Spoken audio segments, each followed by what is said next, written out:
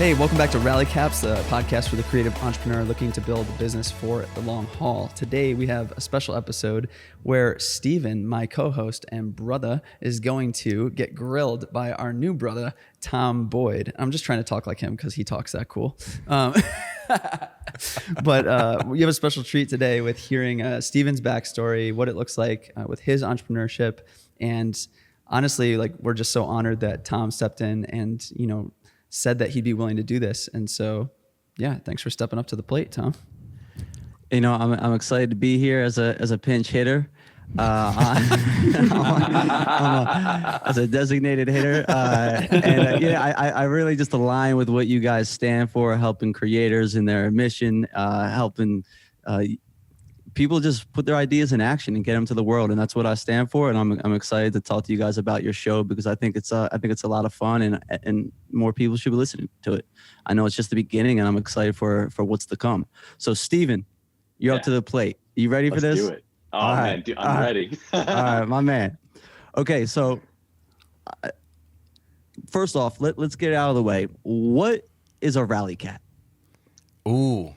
That's a great question. A rally cap is a baseball term, as we've kind of gotten at a little bit so far in the episode. Got a couple baseball terms floating around. A rally cap, in at least in my personal experience, it was when you kind of like flip your hat around. Sometimes you punch it inside out, throw it on upside down. You look kind of silly, but that is like a physical like symbol to show that you are ready to double down, root for your team. You're in it for the long haul. You might be down by 4, 5, 6, 7 runs, and it's the bottom of the 9th, but you haven't lost hope yet. Perfect. That's a great way to start it off. Now, Steven, I'm curious, because as I'm watching this show, I want to know, this guy's got some great questions. There's great production quality. There's great guests. I want to know more about you. So can you give me the sizzle reel version of your origin story as a content creator? How did you get started? Absolutely. First off, I love the phrase sizzle reel also. That sounds great. So the highlight version of my origin story. 6th grade, picked up my first camera, moved to an iPhone. Love photography, amazing. I have it with me everywhere I go. Got my first DSLR going to college. Loved that even more. New creative possibilities, so cool. As I honed my experience as both a photographer and a filmmaker throughout college, got plugged in with other photographers, filmmakers, people just doing interesting things as a student, did so much free work, hobby work, just to get my feet in the door with people.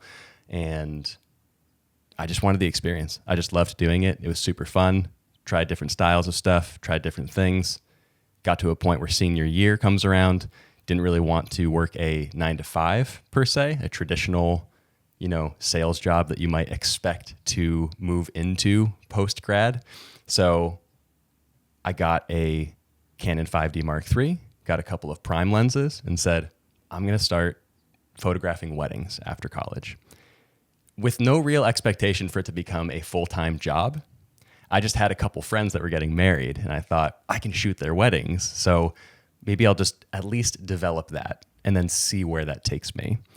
Again, having no real expectations and not really planning for it to become what it is today. But come September after graduation, 3 or 4 months later, I was getting inquiries for weddings for the following year after doing only 5 or 6 on my own and just posting that on Instagram. So at that point, I thought, well, what if I, instead of trying to find a full-time job, so to speak, what if I put all of that time and effort into looking for a different job, into building a business instead? Now, that first time you picked up the camera, what drew you to the camera in the first place? It was my mom, actually. She was kind of the go-to person to document things going on in my family. I mean, I remember when she was shooting on film cameras when I was growing up, when she was shooting on the first digital camera they ever got, which was like a 1 megapixel brick. It was this just old school thing, and it didn't matter then, right? It was just about being able to document these things going on. She would always set up a camcorder at Christmas just to record like the 2 hours of Christmas morning uninterrupted, just to have that, to preserve that memory. And I loved that. There was something about that that struck a chord with me. Even as a kid, I just thought that's really cool that she's just being aware of these things going on. And then as a family, we can look back afterwards on the photo books, on the videos, and we all get to laugh and get sentimental. And I really liked the response it like evoked in me and my siblings and my dad. So I thought I kind of want to try my hand at that and do the same thing. Okay. That's amazing. So you like capturing these feelings, these moments, and then you said, I'm going to do this professionally. So you go out and you do it. You do your first wedding. What kind of an imposter syndrome did you feel on that? What did it exist on that first? I remember the first time I did a job, and I'm like, why did they get me to do this? I'm gonna call a friend and get a real pro in here. Like, tell me about that experience, the first couple. And were they paid or were they pro bono, just as a friend? Yeah, the first wedding I ever did was paid. I actually don't think I've done a wedding for free. It was cheap, mind you. It was not a lot of money, but yeah. Yeah. Yeah, I mean, it was not anything close to what I'm charging now in order to maintain a full-time business.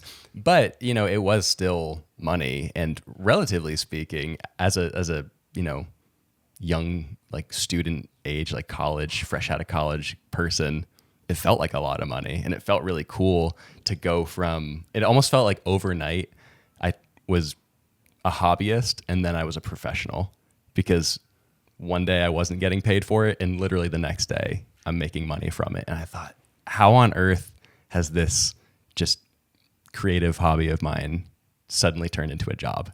Yeah, and each time you get a little more confident, get a little more daring with the type of shots and how you show up at these weddings and work with these couples. My question is, how has that experience working in wedding production, how has that applied or impacted how you approach your career now with your creative agency and with the podcast? That's a great question. I think a common attribute that a lot of wedding photographers have is that they're good under pressure. There's a lot of moving parts on a wedding day. If you've ever participated in a wedding, even if you've just stood in the bridal party or just attended a wedding, you can understand just how fast paced things are.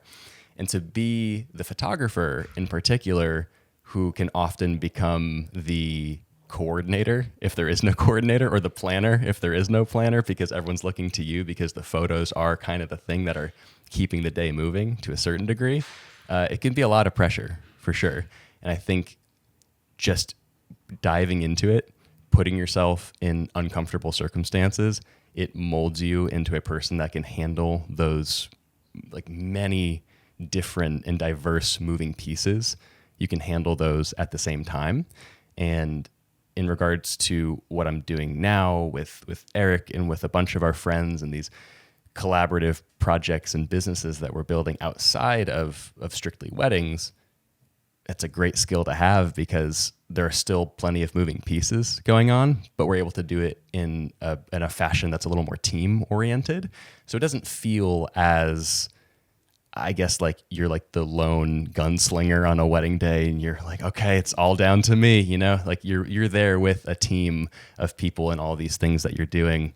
And also, honestly, because it's not a wedding, there's not that nagging thing in the back of your head that's like, all right, don't screw this up because this is the one time it's happening. Even if something went wrong right now, we could retake it. Yeah. So it just changes the whole environment. Man, weddings are high pressure, and you're also getting experience of working with many different personalities. Mm-hmm. And once you start taking on, clients in your creative agency, and also, working with different podcast guests, you learn how to interact with a bunch of different people. Now, I think I don't know if you did it purposely, but I'm curious. Did you ever use your camera in combination with your music background in high school? Ooh. You know I've got a music background. Oh, man, Tom, you're killing this, man. Oh, let's go. Oh, shoot. Okay, I love that question because, yes, those two tied in very, very closely together as I transitioned to become more of a photographer, so to speak. The first thing I ever did was photograph concerts and take photos for my friends in the little local music industry because I already had connections there. And so it was like a really natural segue because I had experience for years being the person on stage. So it made it a lot easier for me to get off stage and know exactly what they would want, how they'd want to see themselves, the kind of photos that are just thought of as like cool. And I felt like I had a very good insight into what would make a good concert photographer because I understood one side of the stage. So if I hopped down and picked a camera up, I'm like, oh, I think I've got a good intuition for what they would want. Yes. Was now your band name? Are we allowed to say that on camera? Oh, absolutely. I think the Facebook pages exist still, which I don't know why I said that because that's only going to do me harm because all of you can go find these. But yeah, so there were a couple. Pause the show right now. Get ready to Google this in. All right. What is the name? Okay, so the one that I was, I think, most involved in and that took the most time in high school was called Wishful Endeavor. Oh man. It was weird to say that name out loud. It's been a while. I love it. And what was your role? Were you lead singer? I was the lead singer and the rhythm guitarist for this, and the genre, it was pop punk. It was a lot of like Blink, Green Day influences, and some more modern pop punk bands as well. But that was kind of the vibe that we were going for with that particular style of music. And funny enough, we actually, I keep saying we, it was me and two of my best friends in high school. We had gone through a bunch of different bands. Like this was one of the 3 garage bands that we were in, and we were in 2 different like bands for our churches as well. And so we were just playing music together constantly. The one after the punk band was called 3 Year Throwback, which is personally my favorite name. I feel like it's got a great ring to it. Yeah. But that was more of like a Walk the Moon kind of style of music because that's what our taste kind of evolved into over time. And there's something about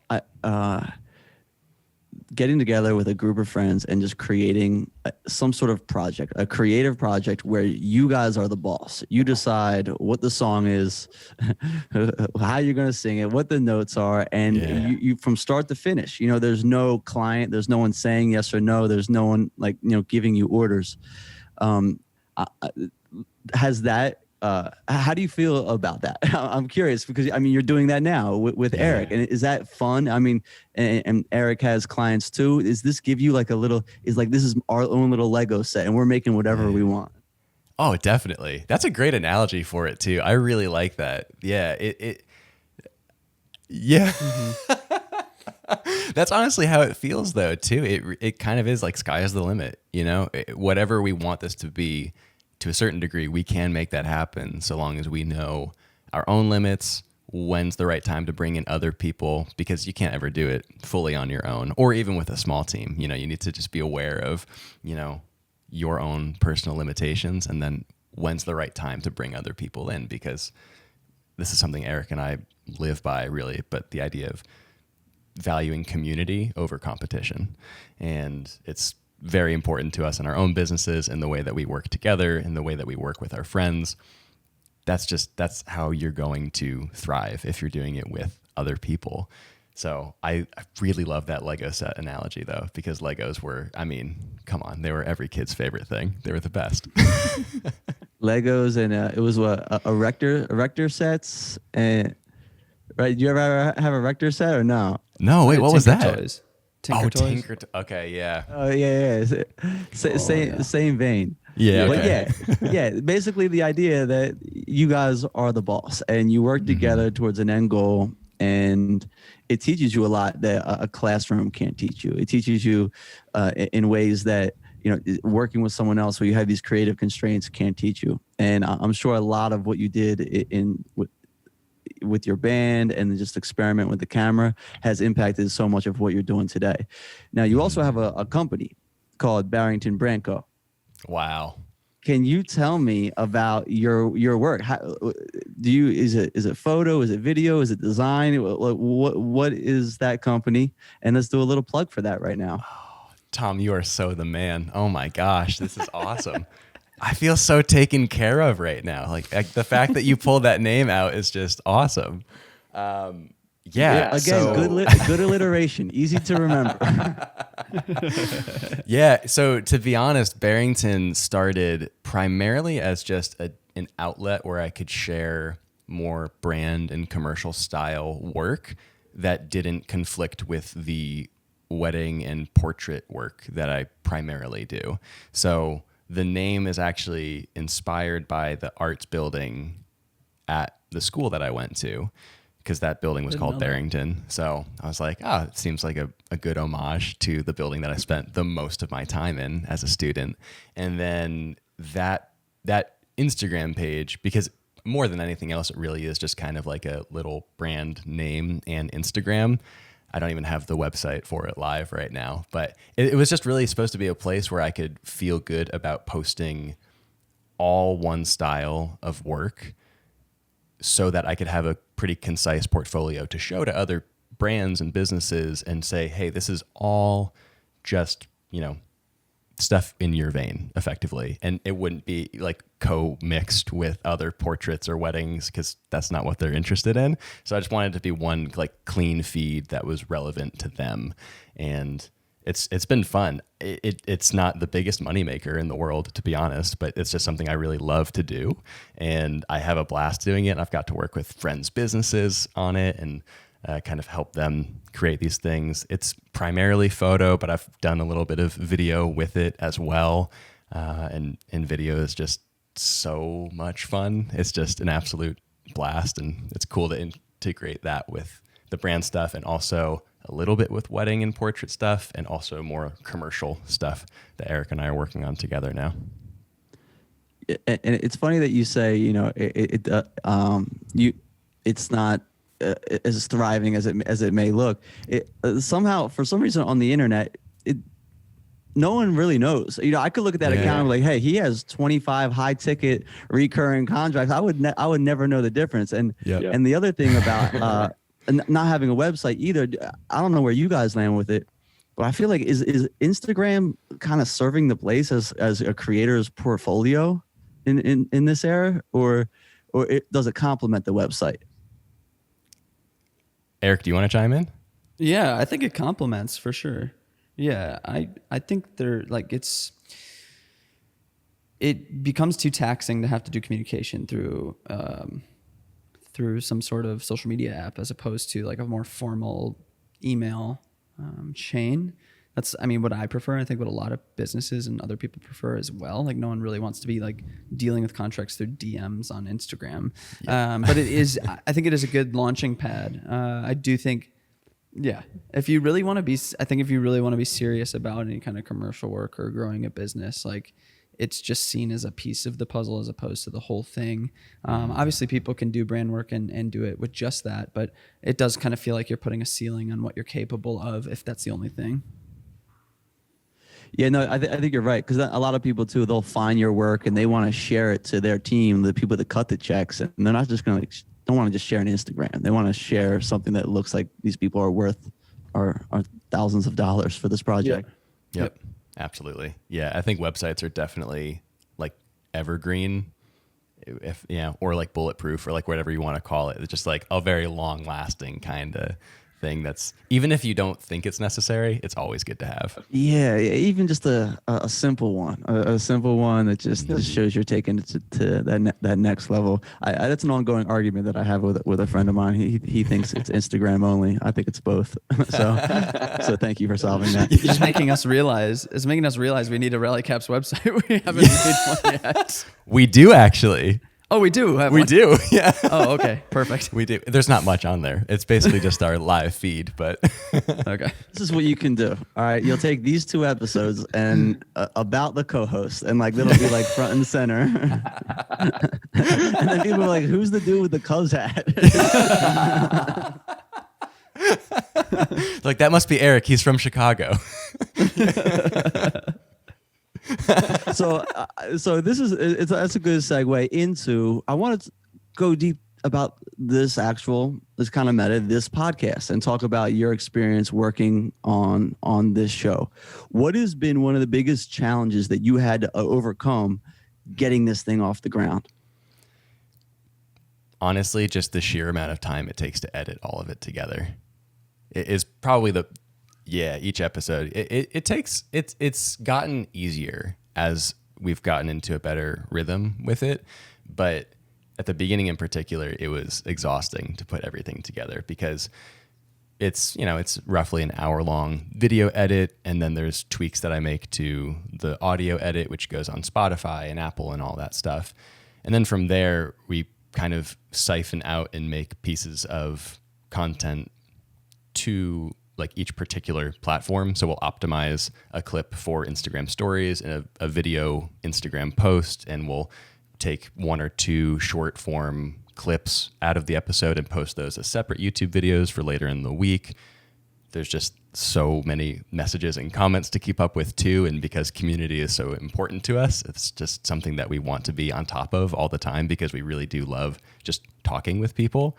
But when all of those things come together in the little nitty gritty of syncing audio and syncing 3 people's clips of this conversation all together to make sure it all works, and dealing with some tech difficulties every now and again, it is a very time consuming process. And I was prepared for it to a certain degree, but it's a totally different thing to be mentally prepared for something and then actually have it exist in your life and be doing it on a day-to-day basis, But there's a fundamental difference between Steven and I in how we would prepare for something like building Rallycaps, because we talked about it for doing it for nearly a year. And I know Steven wasn't like, with him taking on the burden of editing it all and being kind of just in charge of admin and that stuff, that he wanted to make sure that we were in a place where it was like, okay, can we consistently drop an episode every week for at least a long chunk of time, and build up the systems and like have a plan to be able to do that and record for an entire month first to get 4 episodes under our belt. And like, that's something I would never do. Like I just jump in head first and figure it out along the way and fail a lot through the process. But I think that's why we complement each other so well, is that he's really good at systems. He is type A, like he is organized, and I'm not any of those things. And so, yeah, I think that was huge for Steven. Once we got to that place where it was like, you can actually make this happen now, based on like the parameters that Steven wanted to have for it.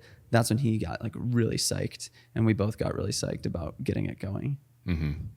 That's very generous of you to say that I'm type A, because if you ask my wife, that would be the opposite answer for sure. Okay, Yeah. Well, more type A than him.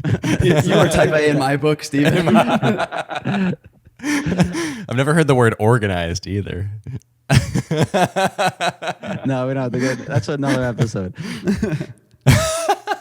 I'm sure in the process, or I overheard in a Rallycaps episode that it was quite an interesting naming process. Yeah. You guys covered it on the surface level, but I'm curious about that because I think, I know it's kind of funny and it's your experience, but I think a lot of people might have that same thing when they're trying to get a brand off the ground, trying to figure out what to name it, the perfect thing. Does this represent us? And I want to talk about that experience because I think it could help some people. For sure. I that's actually a very this is a funny story to talk about, and I'll actually reference back to high school bands for a second, because even in high school, like early on, even in middle school when I was in these garage bands, the name was always so important to me. And I don't know what it was. Like, it's always been that way for me. I've always appreciated having just a kind of umbrella to kind of brand a whole thing as. And I think if a name just works and you feel good about it inside, you feel so much more enthusiastic every time you tell someone about it.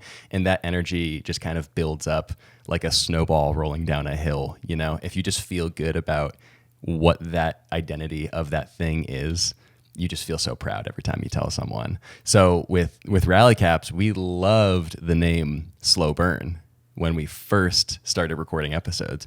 And we recorded 4 episodes where we were making like slow burn jokes, and it was in the dialogue, and the guests were saying it and we were saying it. And it was so intermingled throughout the conversation that once we got those 4 episodes done and Eric texted me and he's like, there's a podcast called Slow Burn and it's kind of huge. We were like, oh no, like this is very, very bad. It was kind of heartbreaking. So that was like a quick pivot. And by quick, I mean, it took 3 weeks to simmer on a name because I'm not quick about choosing names. What happened to those episodes? Did you keep those episodes? Yeah, we just published them still. We added they're the first. So we did redo the intro episode, which was just the 2 of us kind of explaining the concept of the show. We redid that one. That's the very first episode. And then the 2nd, 3rd, and 4th, which I believe are Benj, Daniel and Rachel from Mango Street, and Jack Coyne. Those 3, we just added a disclaimer at the beginning. We're like, hey, yeah, in case you hear the phrase slow burn a lot in this episode, it has nothing to do with the current title, but, you know, take it with a grain of salt. Listen anyway, it's going to be fun. I recommended to Steven that every time we said slow burn, he just voice over like Rallycaps. Yeah. Yeah, like that TikTok like computer generated voice. Yes.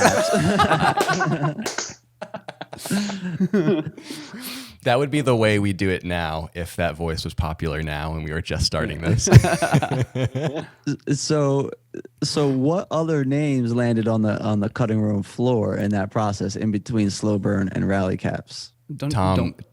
We have a whole Google Doc, don't we? We do. No joke. I actually wrote the exact phrase cutting room floor on that document. So when you said that just now, that was actually one that I just threw up there as like an idea. There's probably 60 names. There's a lot.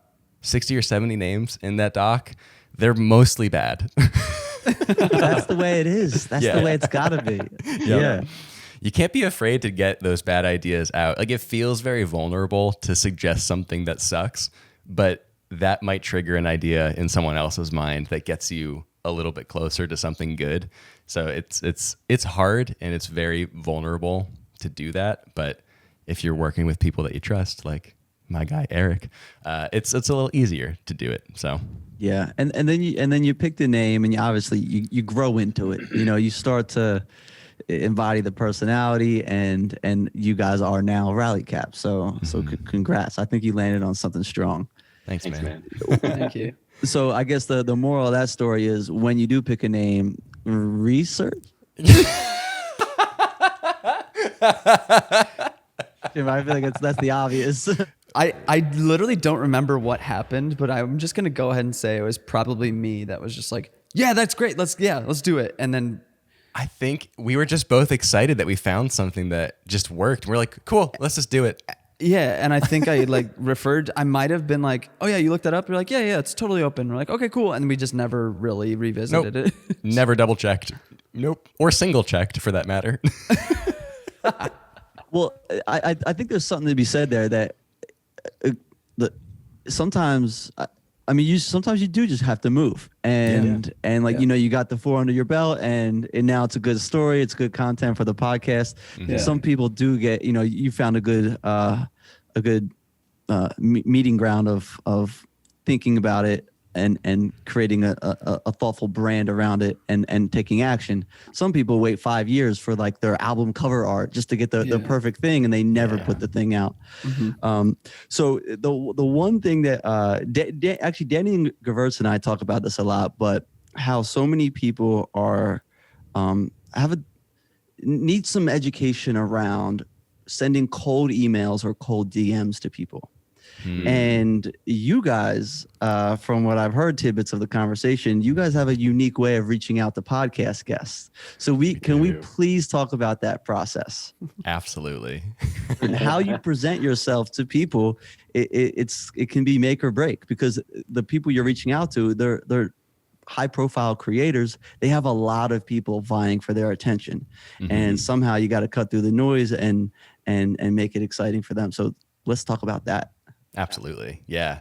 Eric, I forget how we first got onto the train of making these video pitches, but I think part of it, what was helpful, is having Eric's experience as a high profile creator, someone who gets pitched often, and usually will just get text in a DM asking for a favor. And going off of Eric's experience receiving a lot of stuff like that, it was easy to have some insight into what maybe not to do. And so from there, it was a matter of, well, how do we improve upon it? How do we do something that is harder to say no to and also provides value to the person that you're reaching out to in the first place? Because if you just go out and ask someone out of the blue for something that really primarily benefits you, that's not super compelling to someone who is really busy and is doing things at a higher level. So our thought was, well, let's make videos. We're good at making videos. So let's make videos that are very individualized, that are very specific to each of these guests that we want to have onto the show. Let's research their style. Let's get to know them a little bit, and let's make something that feels very unique to who they are. And we've been having so much fun with those. Like, they're an absolute blast. We'll like get together, we'll script them together, we'll shoot them it is so much fun. All right, so can we talk about one of the videos that you made for one of the guests that you brought on the show, and kind of describe what it was? Is it talking head style? Are you guys? Is it a parody? Is it a skit? Give me. Is it a 25-minute documentary? What does it look like? Eric, let's maybe each talk about one. Yeah. Which one do you want to do? Well, I kind of leaned into like my expertise of impersonating people with pitching Danny, and you can do impersonations. I try. I think I probably think I'm better at them than I actually am, but I'm really observant. Like I look at people's mannerisms. I see how people talk. Like, I'm very aware of those things.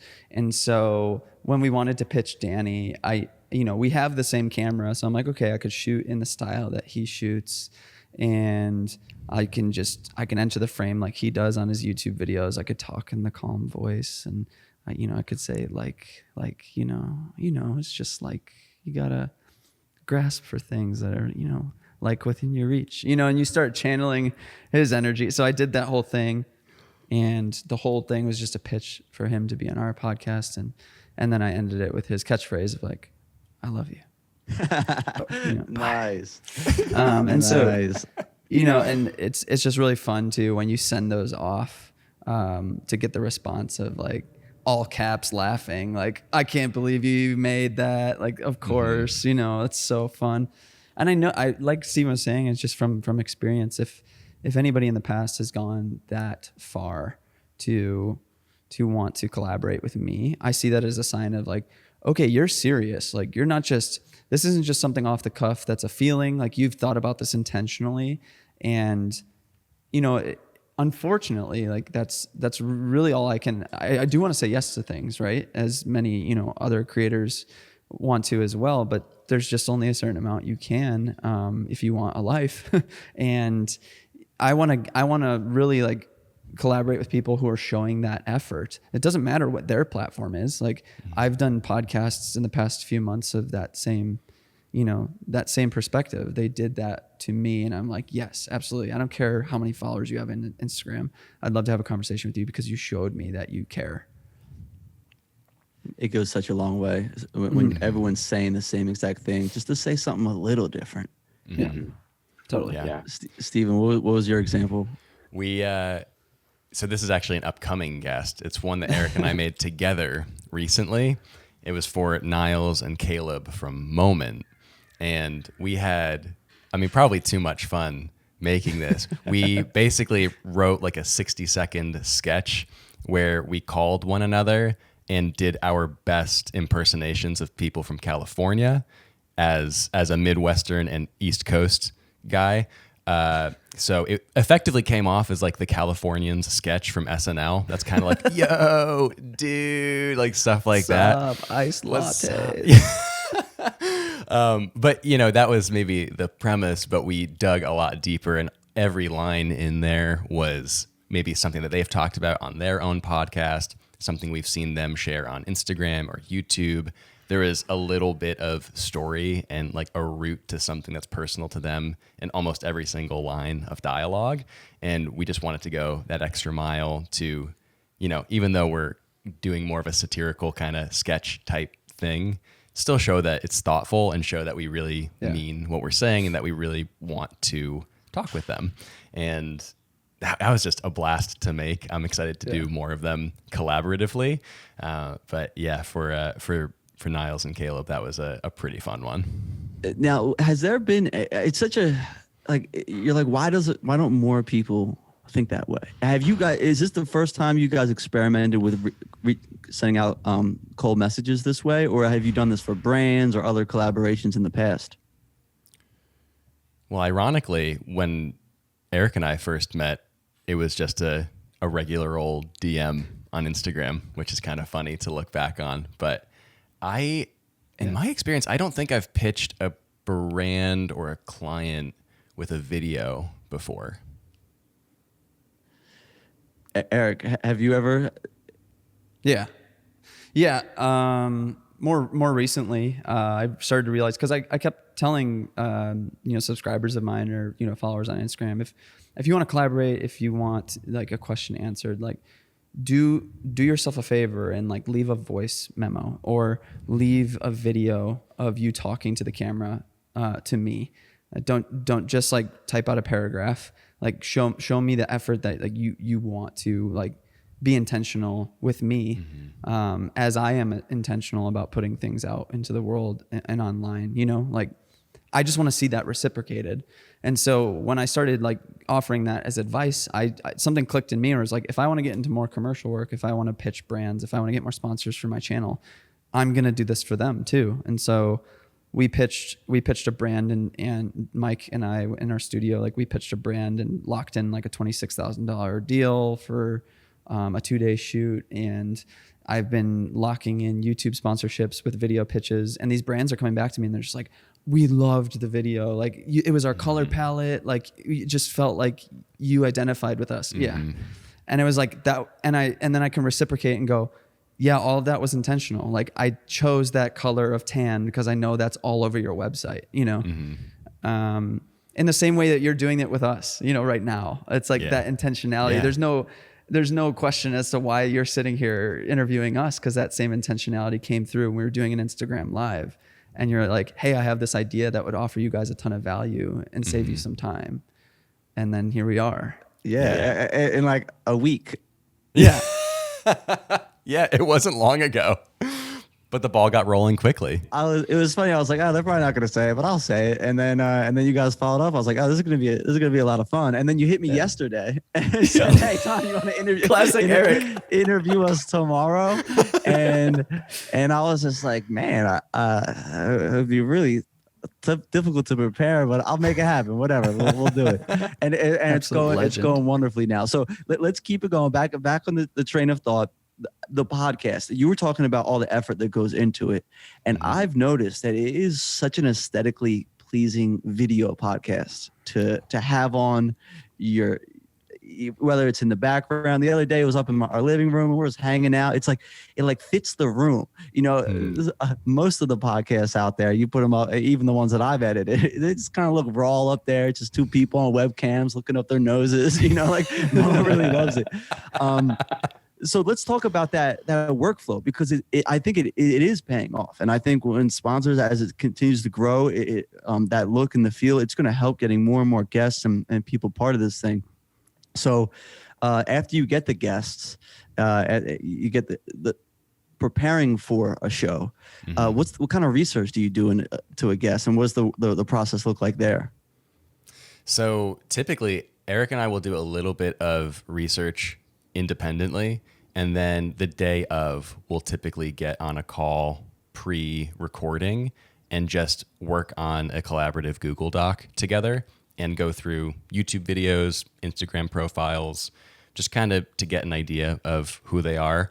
Honestly, most of the people that we've talked to so far are either loose connections, friends, or just people that we really admire. So we know their styles pretty well off the bat, which is off the bat. That was unintentional, but but it is super helpful to have that kind of background and that feeling that YouTube kind of gives you, like, you know, that person, even though you've never met before. So yeah, we will usually just kind of like get on a call. We're typing away. We're adding like either things to be aware of, question ideas, jokes to add into the intro, because we like to do kind of a lighthearted, fun, slightly exaggerating kind of intro for our guests to just kind of hype them up a little bit and hopefully put them at ease and maybe get a couple laughs out. And we found that helps with just kind of getting conversation flowing and feeling natural just right off the rip. Yeah, I noticed that. Who's that? I think it was the one with Jesse, where you made up a bunch of extra nicknames for him. and I didn't realize they were extra. I was like, oh, this guy's wild. I didn't know. and then he was like, yeah, like two of those are right. And it gave me a good chuckle too. So I think that does ultimately, you know, help break up the, you know, those first couple questions, the tension of the first couple questions. For sure. So they're on the show, the editing process. Yep. Do you want to, I mean, I know it's more technical, but do you want to talk about that process? Because, you know, you could easily just throw it on timeline and export it and have two next to each other. But how do you approach that? Because some of the conversations, they could be 2.5 hours, and cutting down audio and video to an hour, it seems like a bit of a project. Yeah, it definitely is a bit of a project. And I think in the beginning, another reason why it took a little longer was because of my inexperience editing a podcast, but also Eric and I were brand new to hosting a podcast. And I think as we've kind of gone on, honestly, it's become easier even from almost like a do it right in camera kind of perspective, where if we just have conversation that flows naturally and I don't have to make a ton of jump cuts all throughout the 2.5 hours, it's less of like sifting through all of that and more so finding the start point, finding the end point, making sure all that is synced together, and then just letting it run and maybe cutting out a little bit of dead space where the internet connection got bad, or, you know, it's just something kind of dropped. Zoom did a bad job of being Zoom, and we just need to kind of like make up for that in some way. But yeah, it's really just a matter of like syncing all three of those audio and video files so that it's all three of us actually having a conversation instead of just like talking over each other and laughing at the wrong points. And then we do have a little intro and outro of music from Music Bed, which is just the best. We love them. And whoa. Is that paid? What's going on here?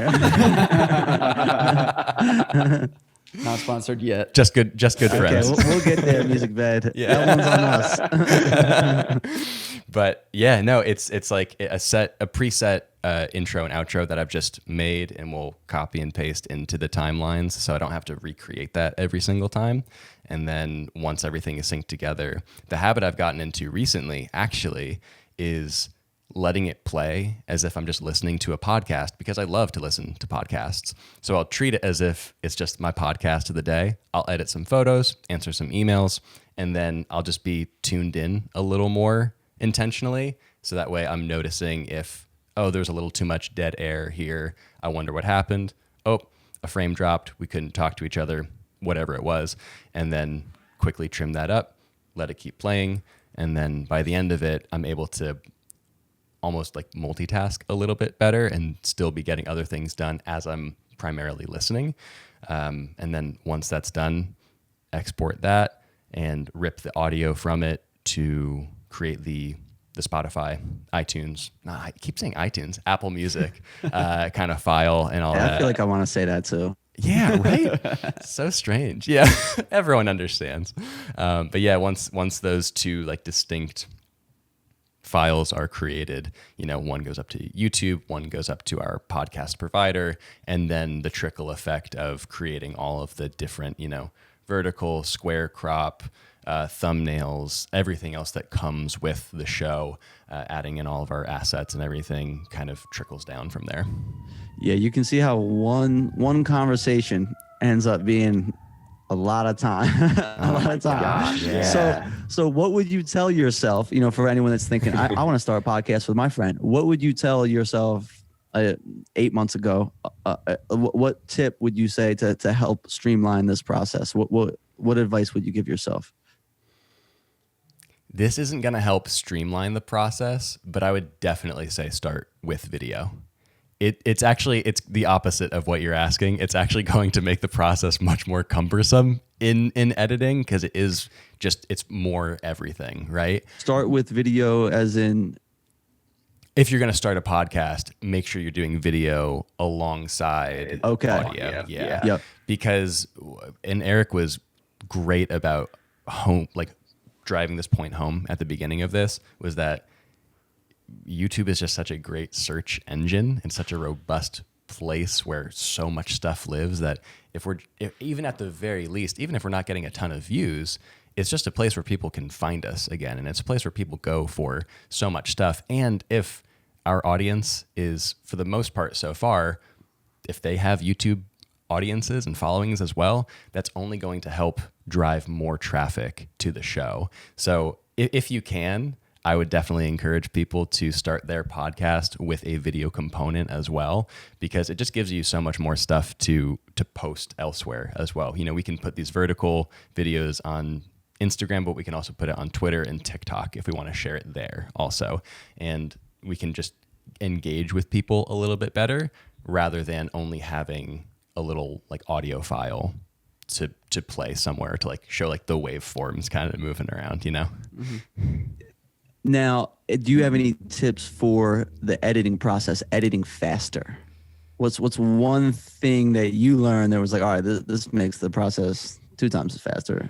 Any insight there? Yeah, honestly, like one that I just mentioned, treat it as if it's your podcast of the day that you just listen to, put it on the background and do some other work, because it will feel like it goes by a lot quicker than if you are just staring right at your monitor, watching people talk. That feels like paint is drying in front of your eyes. That's pretty brutal. But Eric actually taught me this trick a couple weeks ago. If you just tap that L key while you're in Premiere, you speed up the footage so much. And you can just, if you're in kind of an editing grind and you don't want to multitask, just keep Premiere open, hit L, speed that baby up, and you can get through an episode a lot quicker than if you're watching it in real time. That's great insight. Now, do you guys batch record your shows? So will you record, 4 in a week and then, have those 4 episodes, or do you guys record every single week and then have that next one out for the following week? We generally try to batch record. Yeah, we'll try to just book a bunch of guests in a 1 to 2 week timeline, get a bunch done, have all of the raw footage and audio just ready to be formed into an episode, so that way it gives us a little bit of a buffer so that we're not kind of shooting for the first time, filming everything, then transferring footage, and then it's like, oh crap, I'm under the crunch of actually having to edit and distribute everything by the following Monday. Yeah, it can be a lot. So we try our best to batch record as often as we can, but because we are a pretty guest heavy show, it can be hard to work other people's schedules into what's most convenient for you. So you do need to be flexible every now and then. And I think as the podcast gains more momentum and we start to build more of an audience, I think we're going to feel better about just doing episodes, just the two of us, because we'll feel as if we don't need to have a guest to get people on board from the start. It's like, oh, Eric and Steven are having a conversation about this specific thing. I want to listen to it. That sounds great. So I think that's kind of the hope we can get to that point, but we're always going to be having guests on the show because that is what we want to do. And that's the kind of advice and almost educational content that we want to bring to listeners. And just so people can get to know these kind of, socially famous people and get to like pull back the curtain a little bit and like hear who they are as a person. Yeah, you guys have a great presence on your podcast too. It feels like you're just friends hanging out, having a casual conversation. And when I listen, and I'm like, oh, I'm like the fourth friend hanging out here. This is cool, and so I love what you guys are doing. And you said that you listen to podcasts yourself. Are there any specific hosts that you pull inspiration from for their style of hosting a podcast? That's funny. Not really, actually. Now that I'm thinking about it, because the podcasts that I most enjoy listening to are more like improv sketch comedy. And that's like kind of the opposite of what we're doing. I've never ventured into that world. Give me a suggestion. Who should I listen to? My go-to, it's a podcast called My Brother and Me. Absolutely hysterical. It's literally three brothers, like the name would suggest. They all grow up in West Virginia together. I don't think they're all based there currently, but every week they just have effectively a variety show in the form of a podcast, and it's hysterical. Like I 10 out of 10 recommend. It's funny. My Brother and Me. Mm-hmm. I'm going to give it a listen to. Sometimes I listen to a lot of like business and marketing podcasts, and sometimes I just need like a break of like all the information, totally. Something to lighten things up. All right. So last question about the podcast. Yeah. Dream guest in the next year. Like who would you really want on the other side of that camera or in person having a conversation with you and Eric? Oh man. Eric, I want to hear your suggestion also if you had to pick one. One? Oh man. One is really difficult. Yeah. I think our highest one right now is Matt Diavella. Yep. We have a video pitch already recorded for Matt and ready to be sent out. It's actually technically just chilling in his unread DMs. Yeah. From Steven. So you DM the pitches? We do. Yes. Yeah. I think for the most part we have been. Yeah. And what's funny about that is that it actually presents another creative challenge because the longest video you can send to someone on Instagram is 60 seconds. So you have to get everything you want to say, all the humor, all the thoughtfulness, the pitch itself into 60 seconds. It's a challenge. Yeah. Wow. Yeah. Well, I mean, he's gonna say it, and I think he has a great sense of humor. So that's exciting. So I'm gonna hit. Are we cool to hit some batting practice now? Oh, absolutely. All right, this is the batting practice round. It's been an amazing conversation. I think it's going to be big for the listeners too. And as this show continues to grow, you can always send guests back to this episode. Like, hey, this is who I am. This is why I care. Okay, so batting practice. We're out to bat, and I'm grooving them down the middle for the first couple. and these are from you guys posted on your Instagram story. Questions for your guests, and a lot of these are straight from your fans. Awesome.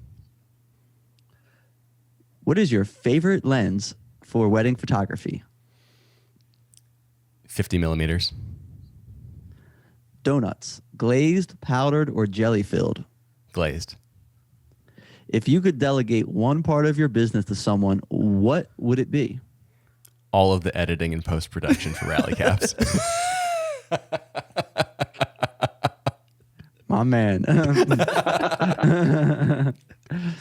Who is a YouTuber that you have never met, but you've watched them so much you feel like you're already friends? It's probably most YouTubers. Probably most YouTubers. But Casey Neistat? who do you think you're already guess. best friends with and you haven't met them? I actually might say Casey just because of the daily vlog. You feel like you know that. I feel like that's true for literally everyone who's watched his You know vlogs. everyone in his world. Yeah, it's crazy. If you could have one of Eric's character traits, what would it be? Oh man, his ability to actually get work done and not like linger in the thought process. His ability to just get to work. Decisiveness. Mm-hmm. That's the word I was looking for. See, I was thinking about it too much. If someone were to brag about you, what would they say? Oh man. I have to say this for myself. If someone were to brag about you, I'm giving you the opportunity now. Oh man, I'm gonna blush a lot probably. Eric, are you gonna His voice. his voice? That actually is super flattering when people say that I have a good podcast. He's going to keep skirting voice. around this question. Yeah, I am. Wait, genuinely, actual answer. I would say I would love for people to think that I'm a good husband and friend. Yeah. Beautiful. Yeah. Beautiful. And with a great voice.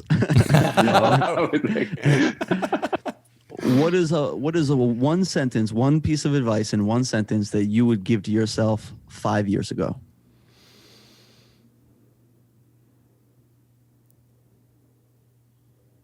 Your work is never going to be perfect, so just start doing it and get better through the actual process of working. One more. This is Rallycaps. There's a fellow creator who's up to bat. Okay. And you have to start a chant with your team to give him, to pep him up, to hit this ball out of the park, to get on base, right? Okay. What is that chant that you would give that fellow creator? Okay. It's a weird question, but we're going with it. Okay. I love that question, actually. Okay. This is going to maybe be a little bit of a cop-out, but if Eric's up to bat, I'm going to get everybody start saying, love you forever. That is our phrase. That is our phrase. Thank you for letting me be a DH today, a DH hitter, a designated hitter. Is there anything that you would like me to ask? Is there anything that I missed that you want to cover, that you want the cappers to hear about you? Tom, you were incredible. This was like honestly so much fun. I don't love talking about myself, but you made this such a comfortable and fun process. So thank you for doing that. Seriously.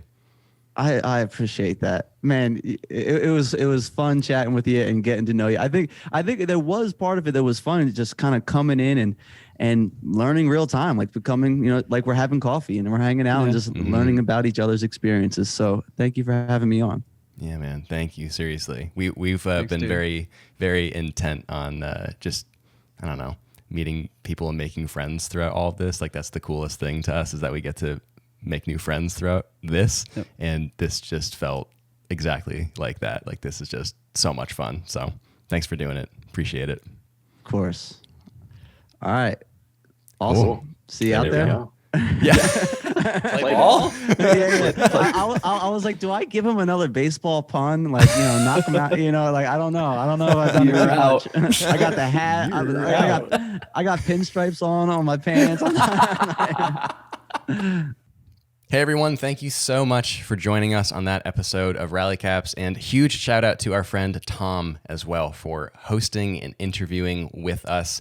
If you can check him out on Instagram at BoyderCam, BoyderCam. He is the man. He's a great friend of ours, and we had an absolute blast chatting with him today. We're so lucky to have him on the show. If you're interested in checking out more Rallycaps content, you can check out the description below or the show notes, depending on whether you're in YouTube or in Spotify or Apple Music. And if you're interested, we actually just recently launched a Rallycaps Patreon as well, which will also be linked below. We're so happy to have you as a part of the team, and we will catch you in the next episode of Rallycaps.